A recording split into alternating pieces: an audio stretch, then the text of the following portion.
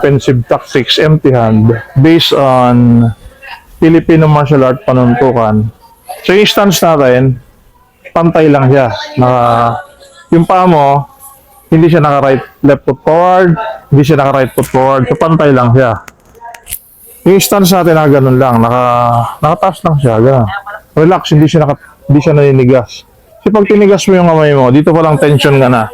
So bago mo ma-deliver yung strike mo, alanganin na.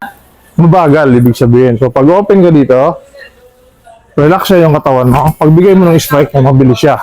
So first strike natin, gamit yung kaliwang kamay, ang idea, ang principle, this is a shield hand and this is weapon hand. Base kasi tayo sa weaponry.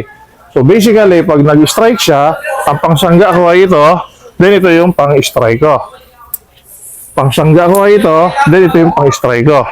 So ganun yung idea nitong dalawang kamay na to. Hindi ito nag-i-strike, hindi ito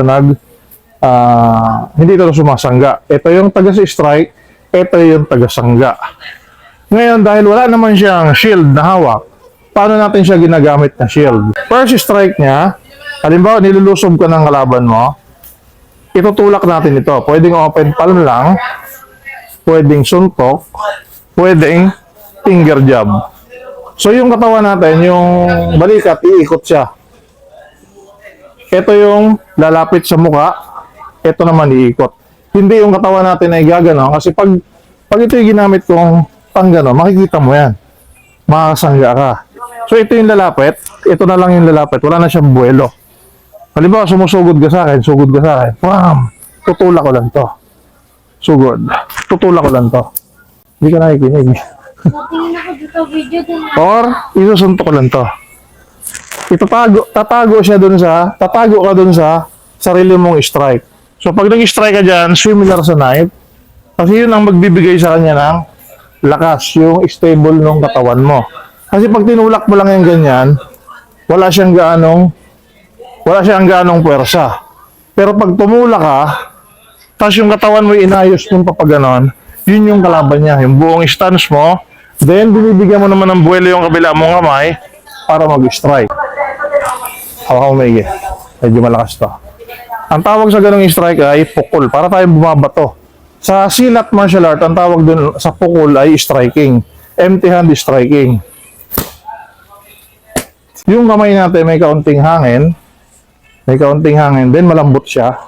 Then pag strike natin doon, halimbawa, ang ginamit ko ay finger jab. Pag finger jab kung gano'n, para hindi niya ako nakikita, yun yung aking pang-strike. Okay, baba mo na. So, first strike, dito muna tayo. 1. Yeah!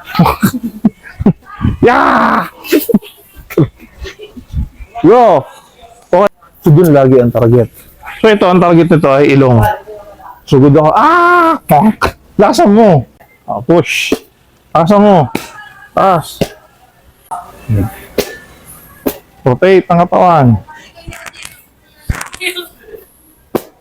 Rotate. Sure na nag-rotate yung balikat. Kasi yun yung maiging lakas niya. Kasi kung ito lang palm na to ay gaganon mo, wala siyang ganon lakas. So pag nag-rotate siya, mas malayo yung marating niya. Huwag hindi sampal. Tulak.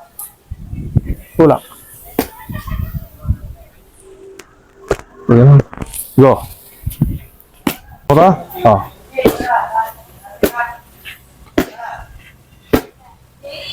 Tulak. Hindi appear. Malakas yan ipapunta sa mukha mo. Go. Sarahin mo. Ano ba yun? Galing sa baba. Pataas. Yan. Pag ganyan yung ahawin. Kaya na, papunta na mukha mo. Di ba hindi mo mapigil? Pigilan mo. Push and alam mo bumilo. Alam mo yung latigo? Push. Hanap. Push natin yun yung matigas kasi inaangat mo yung mukha niya eh. Ginaganon mo yung mukha niya eh. Huwag kang lalapit siya eh. Saka mo i-planggeta yung sampiga mo. Then, ano yun? Sige. Ano yan? Sige. Sige. Ano ba yan? I-push mo yung ganun may mukha niya na hindi makatulak sa'yo. Kaya may... Good. Lasa mo. Whip, whip, whip.